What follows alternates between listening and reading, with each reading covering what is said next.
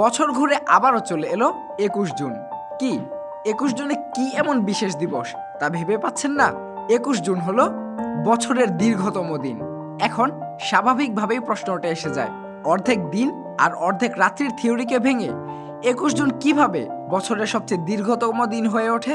সৌরজগতের নিয়ম অনুযায়ী পৃথিবী সূর্যের চারদিকে ঘোরার সময় একদিকে একটু হেলে থাকে, ফলে কখনো উত্তর গোলার্ধ সূর্যের কাছাকাছি চলে আসে, আবার কখনো দক্ষিণ গোলার্ধ। আর এই দিনে উত্তর গোলার্ধ সূর্যের সবচেয়ে কাছে থাকায় ২১ জুন বছরের দীর্ঘতম দিন হয়ে ওঠে।